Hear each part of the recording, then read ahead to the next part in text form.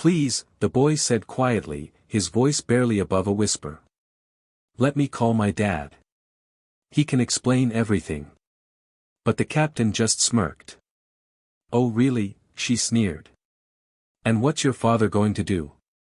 Drive over from his night shift at the janitor's office and clean up your mess? A hush fell over the room. The insult cracked like a whip. And Miles? He stood frozen, humiliated, but silent. Because he knew, if he showed anger, they'd call him a threat. If he cried, they'd call him weak. This is the story of Miles Carter, a 16-year-old black student, falsely accused of being a spy just for sitting in the pilot's lounge. Torn from his dream, humiliated in front of strangers, and treated like a criminal, all because of the color of his skin. But what the captain didn't know, was that his father wasn't just any man. He was the one man with the power to bring the entire system to its knees. This is the story of Miles Carter, how injustice tried to clip his wings, and how justice made him soar. Stick around. Don't look away, what happens next will leave you speechless. The buzzing white noise of a nearby television filled the otherwise quiet pilot lounge at Orlando International Airport. The early morning sunlight filtered softly through the large tinted windows, casting long shadows over the leather chairs, coffee machines, and stainless steel counters. At the far corner of the room, sitting alone, was Miles Carter, a 16-year-old African-American student with neatly combed hair, glasses slightly slipping down his nose, and an FAA guest badge proudly clipped to his chest. Miles wasn't just any teen. He was one of 20 students selected from across the country for a prestigious aviation mentorship program run by Horizon Sky's Aviation Group. This opportunity had been the culmination of years of dedication, countless essays, science fairs, flight simulation hours, and after-school research. He wasn't there by accident. Miles sat quietly, watching a History Channel documentary about early American commercial flights, his mind completely absorbed. The screen showed black and white footage of Pan Am's Clipper flying boats, and he leaned forward with interest, his fingers lightly tapping the armrest. The room, filled with the scent of roasted coffee and fresh polish, felt sacred to him, a place of achievement and arrival.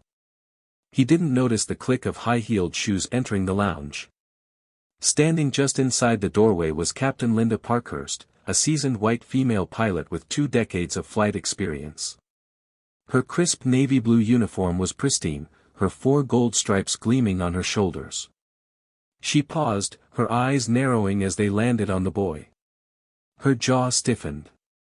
"Excuse me," she said sharply, her voice slicing through the air. Miles looked up, startled. He quickly stood, his hands lightly raised in confusion. "Good morning, ma'am. I'm Miles Carter. I'm part of the Horizon Skies mentorship program. Ms. Shelby from HR told me I could wait here for my guide." He just stepped out for a second. Captain Parkhurst didn't blink. "I don't care what someone told you. This is the pilot's lounge. It's not for visitors, and certainly not for kids just wandering around," she snapped, her eyes narrowing further as she looked him up and down. Miles tried to remain calm. "I have my ID right here," he said, pointing to the badge on his chest. Without another word, Captain Parkhurst strode forward and, with a swift motion, yanked the lanyard from around his neck. The plastic snapped loudly. She turned the badge over in her hand, scoffing. "This is fake," she declared. "There is no way a minor has access to this area. Do you know what a serious breach this is?" Miles' face went pale. "No, ma'am, I swear it's real.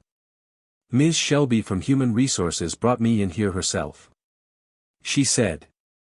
But she was already pulling her airport radio from her hip. "Security, respond to the pilot's lounge immediately," she said coldly. "We have an unauthorized intruder using what appears to be counterfeit credentials." Miles froze, the words hitting him like a punch to the chest. His lips parted, but no sound came out. He wasn't trying to sneak into some restricted area. He wasn't some threat. He had simply done exactly what he was told. And now, he was being treated like a criminal. Around the corner, a few other pilots and staffers began glancing through the glass door. Curious eyes, whispering lips. He felt the gaze of strangers sliding over his skin like barbed wire, every look loaded with quiet judgment. Miles clenched his fists to stop them from shaking. He knew this wasn't just a misunderstanding. It was something far deeper.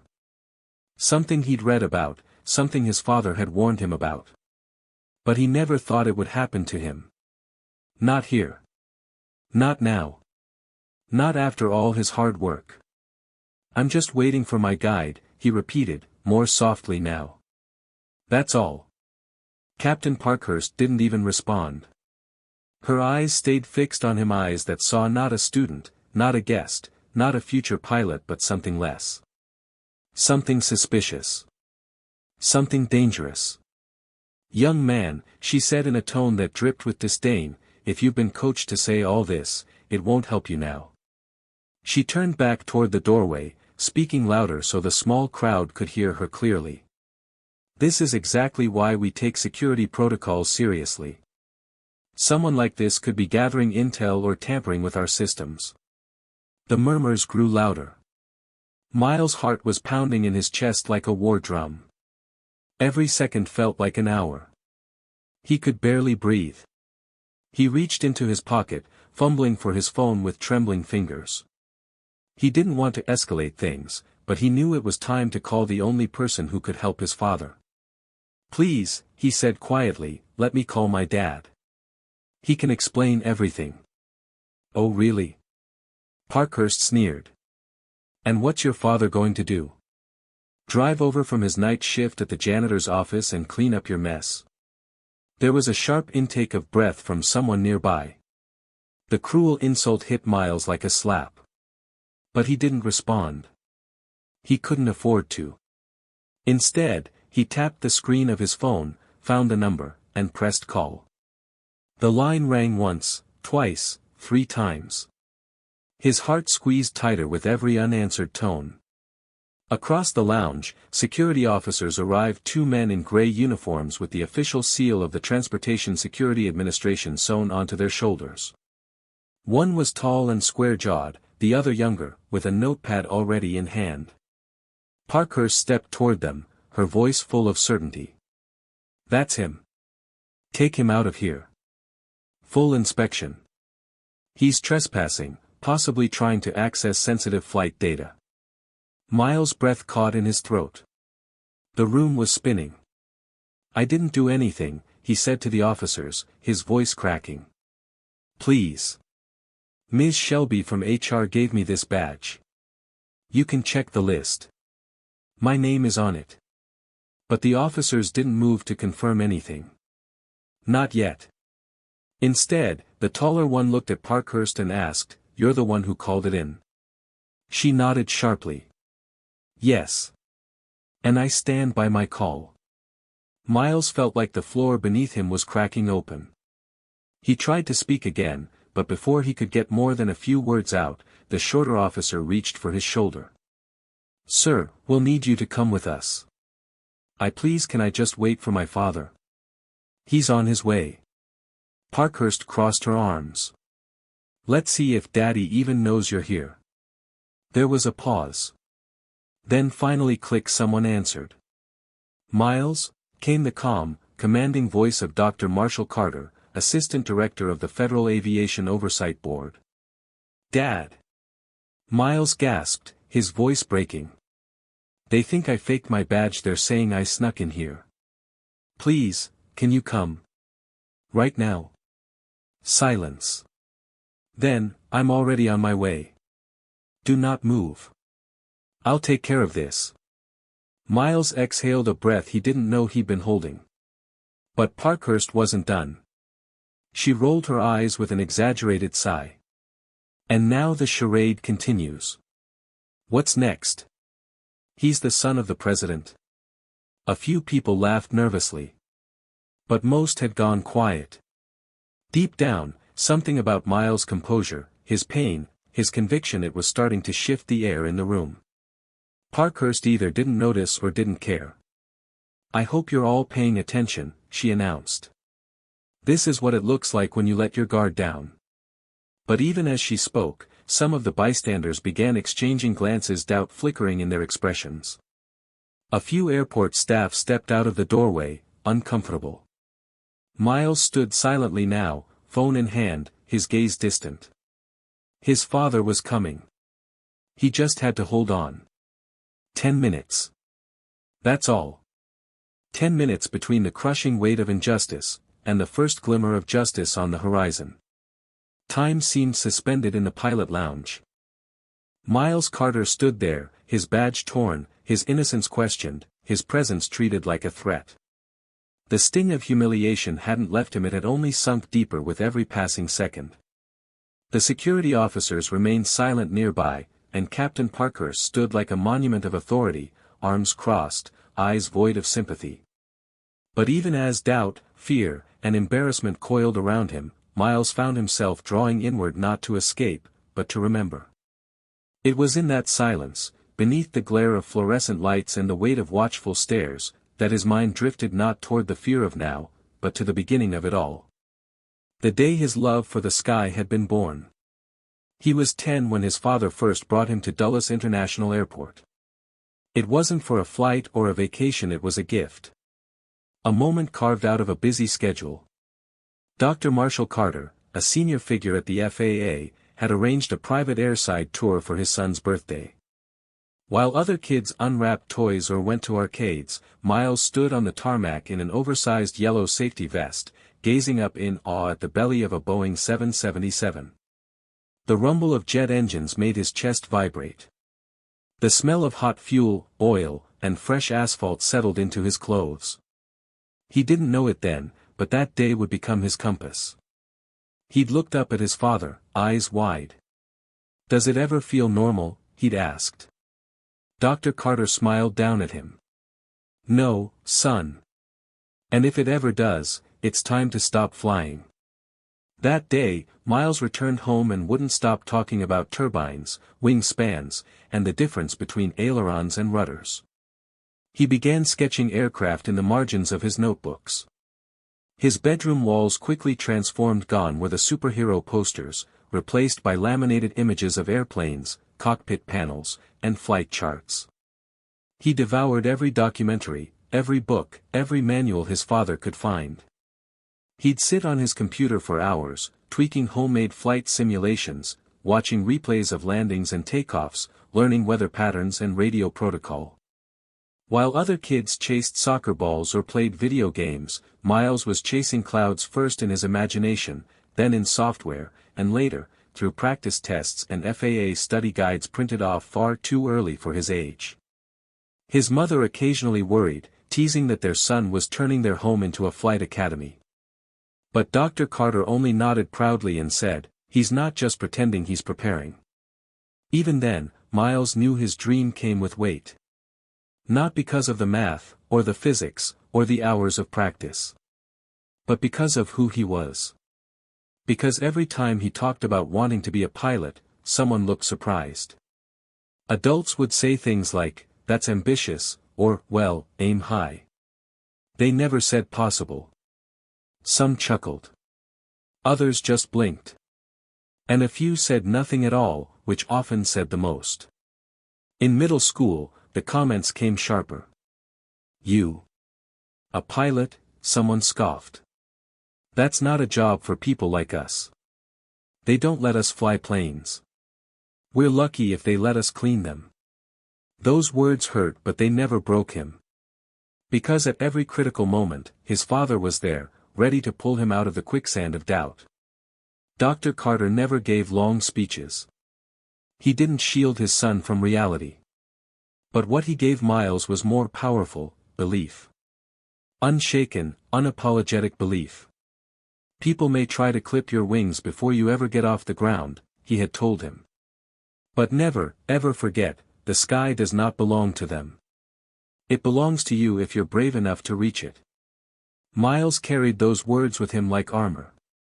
When he applied for the Horizon Skies Mentorship Program, a national initiative to identify and train future aviation leaders, he poured everything into his application. While hundreds of students submitted perfect resumes and polished answers, Miles sent in something else, his story. He wrote about his 6th birthday, standing beneath a Boeing 777. He wrote about the night he cried when his simulation crashed during a thunderstorm landing, and how he spent days learning what he'd done wrong. He wrote about his father. His mother. The silence in his school counselor's face when he said he wanted to be a pilot. And he wrote one line in bold at the bottom, "I don't just want to fly. I want to show others they can too." The day the acceptance letter arrived was the first time Miles had ever seen his father cry. Just one tear, quickly brushed away, as he hugged his son with both arms and whispered, "You did it." But now, standing in this lounge, all of that, the letters, the dreams, the years of work, meant nothing to the woman who had looked at him and saw only a problem. Captain Parkhurst didn't know about the flight hours. She hadn't read the essay. She hadn't looked at the badge before calling it fake. She hadn't asked. She had assumed. And in that assumption, she had done what no crash simulator or emergency landing could ever do: she made him feel invisible. Unwanted. Diminished. For a moment, Miles almost felt ashamed of having dared to sit in that lounge. Almost. But then he remembered. He remembered who had brought him this far. He remembered every night his father stayed up explaining glide ratios. Every airport visit. Every book. Every, "I believe in you." He remembered his own hands, trembling but steady, placing the badge over his chest that morning with pride. That badge wasn't fake. His place here wasn't borrowed. And his dream? It was real. As real as the plane on the runway. As real as the pain in his chest. And as real as the man who, right now, was making his way through the terminal to come find him. Dr. Carter wasn't just a high-ranking FAA administrator. He was the man who'd once knelt down to tie his son's sneakers before showing him the blueprints of a control tower. He was the man who'd whispered on the night of Miles' first failed flight exam, "Fall once. Fly twice." And he was on his way. Miles breathed in deeply, his lungs shaky but filling again. The memories had steadied him. The anger hadn't vanished, but it had found its place tucked beneath his resolve, burning hot but controlled. He didn't know exactly how this would end, or what would happen when his father arrived, but he knew one thing for certain. He would not shrink. Not now. Not anymore. Because if this lounge, this industry, this world was going to truly change, it needed people like him to hold their place. To stay standing when everything told them to sit down. So Miles Carter stayed standing. Badge back on his chest. Back straight. Eyes forward. And heart ready for whatever came next. Miles Carter stood alone. Not physically. No, the pilot lounge was now crowded with security officers, curious staffers, airport employees, and fellow pilots peeking through the glass walls like an audience waiting for a final act. But emotionally he was utterly, frighteningly alone. Captain Linda Parkhurst hadn't moved from her spot. Her stance remained authoritative, arms crossed, back straight, a picture of someone convinced she was right. Her face, however, was tight with something new now, not just disdain, but defensiveness. Miles could feel the tension in the room thickening, like humidity before a storm. No one had touched him yet. No handcuffs. No arrest. But the weight of judgment was heavier than steel. It hung on him, pressing into his skin and mind like a uniform he hadn't chosen but was forced to wear, the uniform of suspicion. And that suspicion wasn't based on his actions. It wasn't because he had shouted or broken a rule. It wasn't because he had slipped into a restricted area. He was being watched, doubted, and accused for one reason only: he was black. Every glance seemed to ask, "What's he doing here?" Every silence screamed, "He doesn't belong." This wasn't new. Not really. But it had never been this loud. Not when he raised his hand in school and the teacher skipped over him. Not when shopkeepers followed him down aisles with smiling suspicion. Not when adults praised his surprisingly articulate speech about aviation at a youth forum. This time, the accusation had a radio frequency and 2 armed men in TSA badges to back it up. And that made it terrifying. His mind spun with what had just happened. Not more than 20 minutes earlier, he had been filled with excitement. He was finally here, at the place where careers began. His badge had been real. His purpose valid. His spirit high. But Captain Parkhurst had ripped it from his chest without hesitation. She hadn't asked questions. She hadn't verified anything. She had looked at his skin, his age, his presence in a pilot lounge and made a decision. In her eyes, he was a threat, not a scholar. An intruder, not a participant. A liability, not a young man with a dream. Her voice still echoed in his mind, "This is exactly why we take security protocols seriously. People like this, they slip through." People like what, exactly? Was it the hoodie he wore over his dress shirt? The sneakers instead of dress shoes? The way he stood nervous but respectful? Or was it just that she had never seen someone who looked like him sitting in a space she considered sacred? The security officers weren't aggressive, but they were cautious. The taller one, named Hayes, kept his hand near his belt, not on the weapon, but close. The younger one, Torres, stood with his eyes scanning the room, occasionally looking at Miles as though trying to make up his mind. Neither had spoken much since their arrival. That silence felt worse than shouting. The kind of silence that lets prejudice flourish. The kind that lets people like Parkhurst steer the story unchallenged. "Miles Carter," Officer Hayes finally said, "please come with us." "I didn't do anything wrong," Miles replied, barely above a whisper. Hayes didn't raise his voice. "We understand, but until we verify your ID and credentials, we'll need to escort you out of this area. You can call Ms. Shelby. She works in HR. She gave me this badge this morning. I didn't forge anything. Please. Just call her." Parkhurst interrupted, her voice sharp with feigned authority. "I've worked with this airline for 20 years.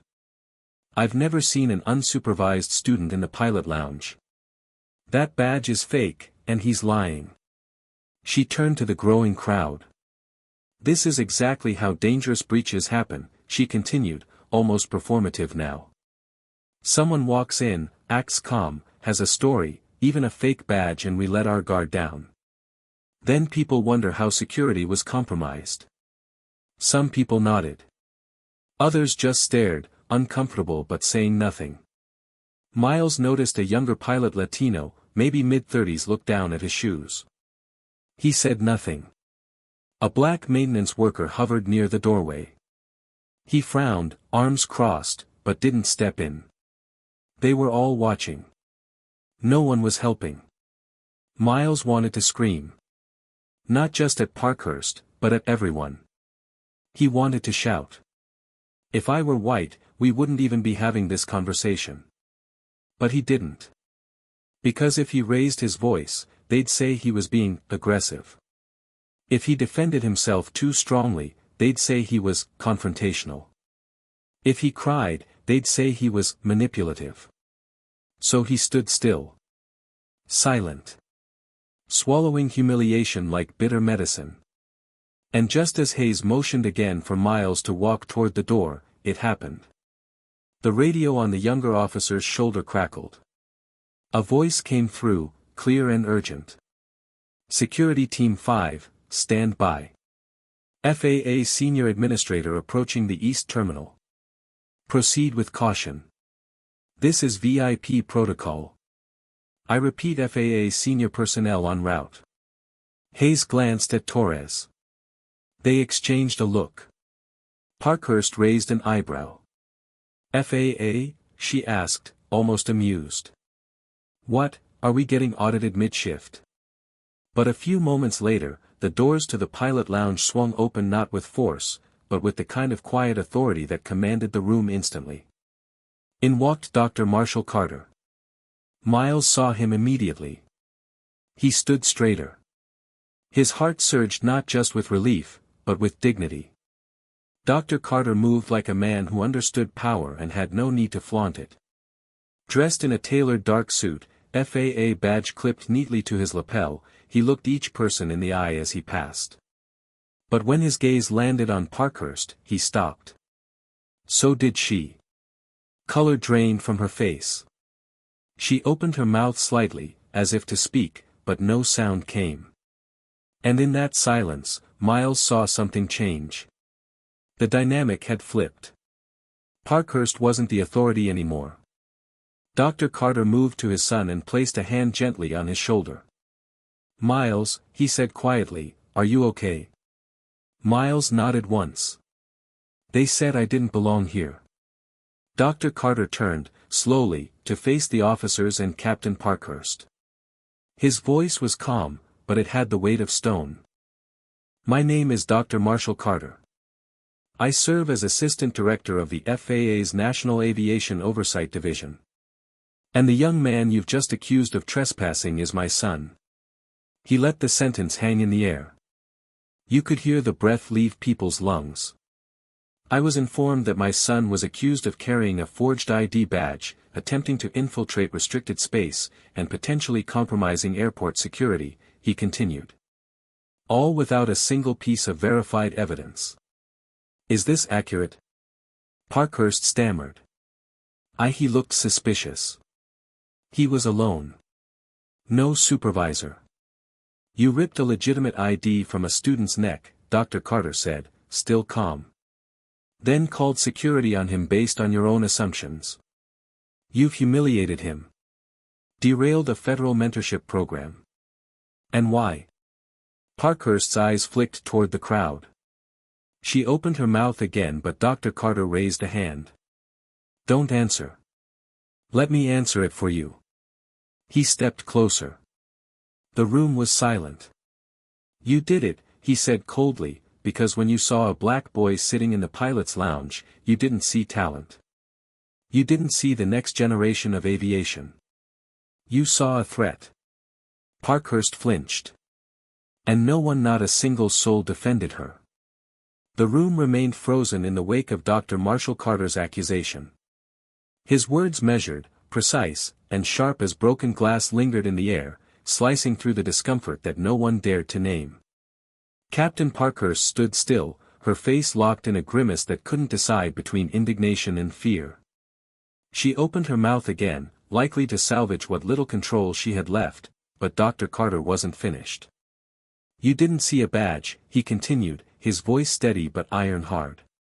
"You didn't ask questions. You didn't contact program staff. You made a judgment based on skin color, age, and presence. That's not protocol. That's prejudice." His eyes swept toward the two TSA officers, Hayes and Torres. Hayes looked away. Torres fidgeted with his belt. "You two had a choice," Dr. Carter said, addressing them directly. "A chance to ask questions, to verify facts. But instead, you allowed someone else's bias to become your justification. Tell me, did either of you even request a list of participants from Horizon Skies before preparing to escort my son like a criminal?" Silence. The kind that condemned more loudly than words. One of them, Torres, finally murmured, "No, sir. We didn't." Dr. Carter let out a breath, the weight of it carrying years of battles like this. Not all of them had gone public. Not all had ended in justice. But this one wasn't going to vanish into silence. "I've already spoken to Horizon Skies," he added, turning toward the growing group of staff, crew, and onlookers now watching from the hallway. "They're sending HR and program coordinators here now to clarify my son's enrollment, verify his access, and investigate what happened today." Parkhurst stiffened. "Mr. Carter, doctor, if I had known who he was." Dr. Carter's voice cut her off, calm and lethal. "You're proving my point. The issue is not who he is. The issue is that you treated him the way you did because of what you assumed he was." She flinched again. Every word was a scalpel. Just then, the door opened once more and in stepped Shelby Marks, the HR representative from Horizon Skies. She was slightly breathless, still clutching her badge and clipboard, eyes wide as she scanned the room. Her gaze landed on Miles and immediately, her expression dropped. "Oh my God, Miles," she rushed forward. "I'm so sorry. I stepped away for 5 minutes to take a call. What happened? Why are security here?" She turned toward the officers, then toward Parkhurst, confusion shifting rapidly into alarm. "He's one of our guests," she said quickly. "He's on the official list. I personally escorted him in this morning and issued him that badge. It's valid.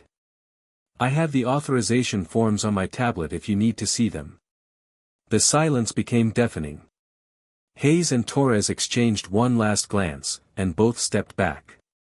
Torres looked like he wanted to disappear into the wall. Parkhurst took a step forward, her voice breaking into a high, defensive pitch. "No one notified me about a minor in this area. This is a secure zone. I followed protocol based on what I observed." Shelby's eyes widened with disbelief. "Observed," she repeated. "He was sitting on the couch, watching a documentary. Quietly. Respectfully. What did you observe, exactly?" Parkhurst faltered. "He looked out of place. There it was. Not shouted. Not explicit.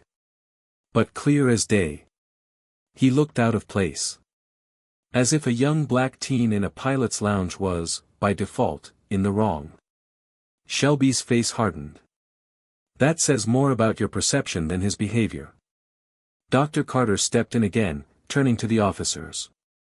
"I request that you formally log this incident as a potential civil rights violation. I will be filing a formal complaint with the FAA Office of Civil Rights and with Horizon Skies Board. This is no longer an internal matter. This is institutional." A beat passed. Then another door opened. This time, it was a senior FAA official, Janine Lawson, Deputy Director of Ethics and Oversight. She walked briskly into the room, flanked by a compliance officer and a woman holding a slim, black tablet. "Dr. Carter," she nodded.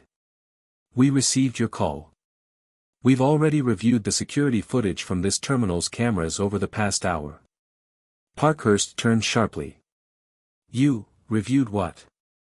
Lawson didn't respond to her. Instead, she nodded to her assistant, who tapped the tablet. Within seconds, a clear video feed began to play on the large mounted screen near the lounge's back wall. There, in color and time-stamped footage, appeared Miles Carter, entering the lounge alongside Shelby Marks. Shelby was seen chatting with him, smiling, handing him the badge. She gestured toward the lounge seats. He thanked her, then sat down. Then the camera caught her stepping outside, answering a call, and walking off-screen. Miles remained alone. He did nothing, no tampering, no wandering, no suspicious behavior. Just a boy, sitting in awe, watching TV. And then, came Parkhurst. The video showed her entering, walking straight toward Miles, not hesitating for a second before leaning down and yanking the badge from his neck. She never asked to verify. Never called HR. She didn't even give him a chance. The room watched as the recording played through her accusation, her radio call, and Miles' expression: visible distress, confusion, terror. Everything. When the screen went black, no one spoke. Parkhurst looked cornered. Lawson broke the silence. "This footage clearly contradicts your report, Captain Parkhurst. You filed an alert stating an unknown intruder had entered the lounge with a falsified badge and was exhibiting suspicious behavior. In reality, Mr. Carter entered under escort, possessed a valid badge, and behaved calmly throughout." She turned to Dr. Carter. "Sir, we will be opening a formal investigation into this incident. As of this moment, Captain Parkhurst is suspended from all flight and leadership duties pending the outcome." Gasps spread through the room. Parkhurst's mouth fell open. "What? You can't, this is a misunderstanding." I was doing my job. No, Lawson said simply. You abused your authority. And this is not your first incident. That statement landed like thunder. Lawson gestured to her assistant again.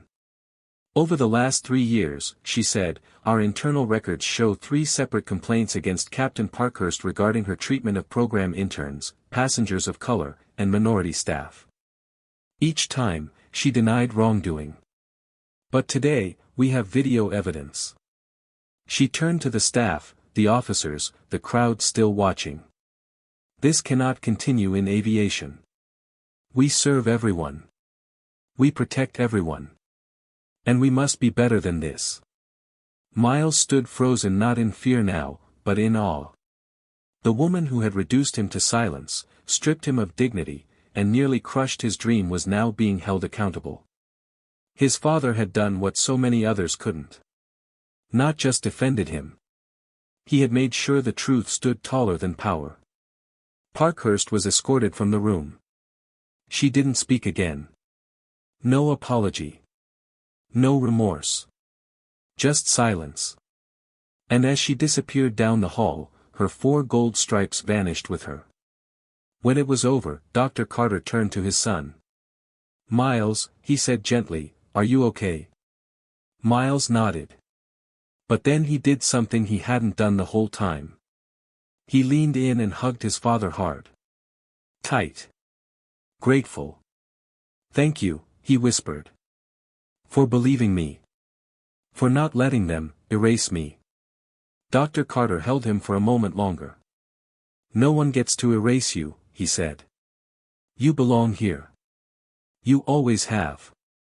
The echo of Captain Parkhurst's footsteps faded down the corridor, swallowed by the quiet hum of the airport. The room she left behind remained steeped in stunned silence, every breath, every glance, thick with realization. No one looked proud. Not even the ones who had stayed silent. But in that same stillness, something else filled the air. Relief. A quiet, dignified relief that wrapped itself around Miles Carter like a soft blanket after a long night of rain. He wasn't smiling. Not yet. But for the first time in what felt like an eternity, his lungs expanded fully. He stood taller. Not in defiance, not in victory, but in truth. Because the truth had finally been seen. Not just by the FAA. Not just by the airline. By everyone. He glanced down at the badge that had been returned to him, the plastic card still bent slightly from where it had been torn from his neck. He ran his thumb along the edge, almost in disbelief. Something so small, so symbolic, had been the center of so much pain and now, so much power. His father stood beside him still, one hand gently on his shoulder, the other tucked into his coat pocket. There was no more fire in his eyes now, only warmth. Pride. Protection. Shelby Marks from HR cleared her throat and approached again. Miles, she said, quieter now. We're so sorry. I should have never left you alone in there. It won't happen again. He nodded once. I understand, he said. And he meant it. But even as forgiveness floated on the edges of the room, the sting of what had happened still clung to him. It would for a while. Not just the false accusation. Not just the humiliation. But the looks. The whispers. The fact that no one had stood up until power walked through the door. It wasn't about wanting revenge. Miles didn't care for that. What he wanted, was change. As if summoned by that silent wish, another figure stepped into the lounge, a tall, confident black woman in a navy blue pilot uniform. Her 4 gold stripes gleamed just like Parkhurst's had, but the weight they carried felt entirely different. She moved with assurance, but not ego. Her smile, when she caught Miles' eye, was warm and real. Mr. Carter, she asked. Miles nodded, cautiously. I'm Captain Nia Rowland, she said. 25 years in the air. First black woman to fly long-haul commercial routes for Horizon Skies. Your story has traveled fast. His eyes widened. He knew her name. She gestured gently. Would you walk with me for a minute? Miles looked at his father. Dr. Carter nodded. Go ahead, he said. You've earned this. They stepped out of the lounge, leaving behind the crowd, the security staff, the cameras now being packed up by internal affairs. Outside, the airport's wide terminal stretched in both directions, windows overlooking taxiing planes, voices echoing from intercoms, travelers moving in their private bubbles. Captain Rowland led Miles toward the glass wall near Gate 46, where a sleek, silver Boeing 787 Dreamliner sat idle, its engines silent, but its presence majestic. That's mine today, she said, motioning to the aircraft. Newark to Seattle, then I'm off for 3 days. Miles stared at the plane like it was a monument. Captain Rowland watched him, then said, You know what the hardest part of becoming a pilot was? He looked at her. Not the training. Not the exams. Not even the emergencies, she said. It was the silence. The moments when people didn't say you can't, but they implied it. She leaned closer, her voice lower. The subtle raised eyebrows when I walked into a briefing room. The way passengers sometimes did a double take when they saw me step into the cockpit. The fact that when something went wrong, even small things, I was second-guessed more than anyone else. Miles swallowed hard. It sounded too familiar. But I kept going, she said. Because I knew what I represented. And now, so do you. He blinked. Me? Rowland smiled. What you did today, standing tall, even when no one else stood with you, that matters. That changes things. I know what it's like to be questioned. To be judged. But I also know how powerful it is to keep going. She paused, then added, Would you like to see the cockpit? Miles blinked, stunned. Really? Captain Rowland's eyes sparkled. Yes, really. Let's go. Inside the Dreamliner, the cockpit was a marvel of technology, screens glowing with faint blues and greens, knobs and switches perfectly arranged, the world outside framed like a movie through the windshield. It was everything Miles had dreamed of, 1,000 times more beautiful than any simulator screen.